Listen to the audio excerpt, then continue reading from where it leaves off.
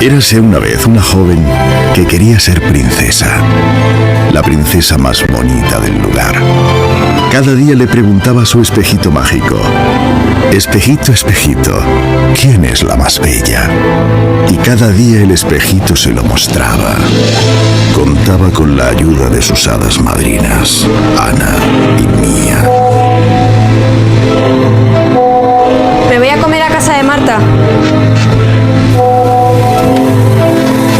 Hasta que finalmente llegó el ansiado día, el día en que se convirtió en princesa.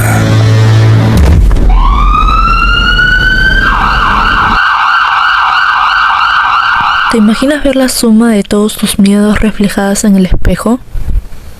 ¿Te has puesto a pensar qué pasaría si la comida se convirtiera en tu peor enemiga? Esas interrogantes y otras más son parte del día a día de quienes se enfrentan a una de las más grandes pandemias escondidas de la actualidad. Nos referimos a los trastornos de conducta alimentaria.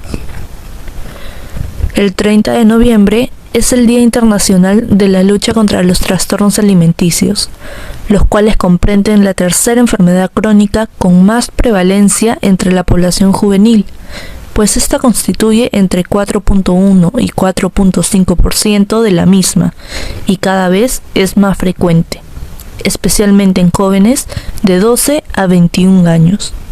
¿A qué nos referimos cuando hablamos de trastornos alimenticios? De acuerdo al Instituto Nacional de Salud Mental, son afecciones graves que se caracterizan por anomalías en los hábitos alimenticios. Estas pueden implicar ingesta insuficiente o excesiva de alimentos, afectando la salud física y emocional del individuo. Una persona puede comenzar por comer solo cantidades más pequeñas o más grandes de alimentos, pero en algún momento su necesidad de comer menos o más se sale de control y se vuelve un trastorno. Uno de los más comunes es la anorexia nerviosa, la cual prevalece entre un 0.5 y 3% del grupo de adolescentes, y el mayor número de casos se produce en mujeres, generalmente entre los 15 y 25 años. Dependiendo de la gravedad de la anorexia nerviosa, algunas personas pueden seguir con sus actividades sociales, académicas y laborales, pero conforme el deterioro físico aumenta, ya resulta difícil mantenerlas. Por ello, se dice que la anorexia nerviosa tiene una evolución variable. Si bien la mitad de pacientes supera totalmente el padecimiento, un 30% presenta mejoría parcial, un 20% presenta síntomas de la enfermedad crónica y hasta un 5% puede llegar a fallecer como producto de la misma. Además de las comorbilidades asociadas a la malnutrición severa, una causa importante de mortalidad es el suicidio, pues hasta un 20% de pacientes con anorexia nerviosa lo intentan y una de cada 5 muertes en estas pacientes es por suicidio. Pero a todo esto, ¿qué es la anorexia nerviosa? Esta se define como un trastorno alimenticio caracterizado por la restricción de ingesta energética en relación con las necesidades, que conduce a un peso inferior al mínimo normal o esperado en relación con la edad, el sexo, el desarrollo y la salud física de la persona. Este trastorno se acompaña de miedo intenso por engordar, comportamiento persistente para no subir de peso, alteración de la percepción corporal, sobrevaloración del peso o la constitución corporal, la autovaloración y negación a reconocer el bajo peso. Ahora la nutricionista Alejandra Izquierdo nos hablará sobre los tipos de anorexia. Hay 2 tipos de anorexia, la purgativa y la restrictiva. En la restrictiva, básicamente como dice el nombre, hay toda la restricción que se pueda, ¿no? Días quizás sin comer, en el completo ayuno o con muy poquitas comidas de normalmente muy bajas calorías. Y en el caso de la purgativa se suele acompañar esta restricción con ocasionales atracones y purgas, cuando usan usualmente estos atracones, ¿no? Las purgas no solamente son vómitos, sino también son, por ejemplo, usar laxantes. Más allá de los tipos, también existen factores que generan que una persona pueda desarrollar un cuadro clínico de anorexia nerviosa. Entre estos se encuentran 1. El factor psicológico. Este se presenta por una baja autoestima que tiene la persona, ya que ésta tiene una imagen distorsionada de sí misma. No se acepta tal y como es. Tampoco se establecen juicios valorativos acerca de sus actos y se siente devaluada e indeseable. Por lo tanto, no tiene una correcta autocrítica. Vive llena de prejuicios, del qué dirán y de la constante comparación, surgiendo un sentimiento de inferioridad e inseguridad que la lleva a compararse o copiar modelos. 2. Factor familiar. Este se encuentra descrito como desencadenante del trastorno por la presión que ejerce la familia preocupada por la imagen y la apariencia.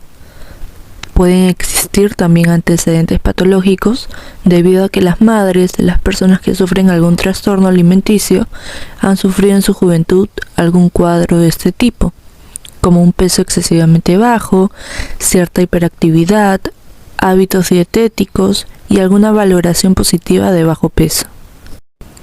3. Factor sociocultural, el cual ha convertido al peso y la figura corporal en un requisito fundamental para la obtención de éxito, aceptación, estatus social y felicidad. Nos encontramos en una sociedad lipofóbica, en donde las mujeres son las primeras víctimas y éstas se reprimen para sentirse bellas.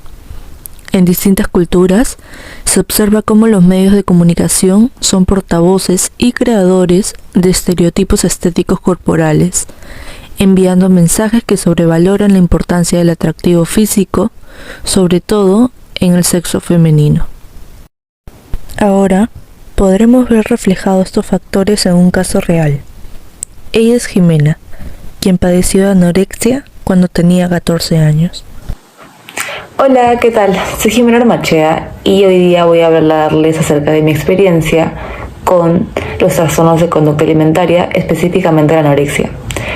Cuando yo tuve entre 14 y 15 años, fui diagnosticada con anorexia. Yo tuve anorexia puesto que tenía varias cosas encima mío. Por ejemplo, tenía tantos comentarios desde mi familia como del colegio acerca de mi peso, de que era bien grande. Me decían la mole, elefante. Mi tía me decía: tienes que bajar de peso, tu prima era más delgada que tú a tu edad. Y entre otros comentarios más. Después practicaba un deporte en el que la deportista es vista como alguien delgada, y yo no era así. En verdad yo pasé de pesar 60 kilos a 42 kilos aproximadamente, y quería cambiar mi forma física de la noche a la mañana, quería buscar la forma rápida. Como se puede observar, lamentablemente muchos factores propios y de nuestro entorno juegan en contra frente a estas situaciones. Por tal motivo, es necesario acudir a especialistas que aborden de manera efectiva nuestro caso y en conjunto todos trabajemos contra ello. Ahora, la nutricionista Alejandra Izquierdo nos dirá qué se debe tener en cuenta al momento de abordar la anorexia. Dependiendo de cada caso. En la consulta, por ejemplo, una de las primeras cosas que se tiene que hacer es asegurarnos que la paciente esté en un peso seguro, porque por estas restricciones pueden llegar a tener un peso tan bajo que pone en riesgo su salud. Y, por ejemplo, también podría ser, aparte del peso, también hay que considerar la relación que tienen esas personas con la comida. Entonces, estas personas no sanan la parte psicológica, va a ser un problema también. Así que tiene que abordar tanto la parte fisiológica, asegurarnos el peso, pero al mismo tiempo ir trabajando en estas creencias, estas creencias irracionales que puedan tener los pacientes con respecto a la comida, ¿no? Que cualquier alimento los va a engordar, o que los alimentos son tóxicos, ¿no? Por ejemplo. Entonces tiene que trabajar, en la mayoría de los casos, diría que en todos, de la ayuda de un psicólogo, y en algunos casos sí sería necesario contar con la ayuda de un psiquiatra. A continuación, haremos mención de algunos centros. Algunos centros especializados en la prevención y el tratamiento en el abordaje de trastornos alimenticios, entre las más conocidas la anorexia y la bulimia, se encuentran 1. ABIN, terapias integradas. 2. Grupo de autoayuda en bulimia y anorexia. 3. Instituto Nacional de Salud Mental Honorio Delgado y Deio Noguchi. A partir de todo lo visto, se puede concluir que en muchas ocasiones las pacientes pueden ocultar su padecimiento tanto como les sea posible, e incluso cuando reciben atención médica, psicológica o nutricional, pueden mentir, simular sus síntomas o fingir otros que desvíen la atención del clínico.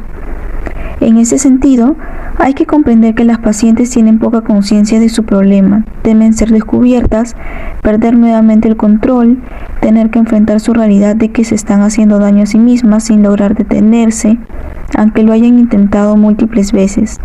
Por lo tanto, se requiere de un equipo especializado en este tipo de trastornos con la experiencia suficiente para establecer una relación terapéutica empática y al mismo tiempo firme, capaz de orientar el tratamiento.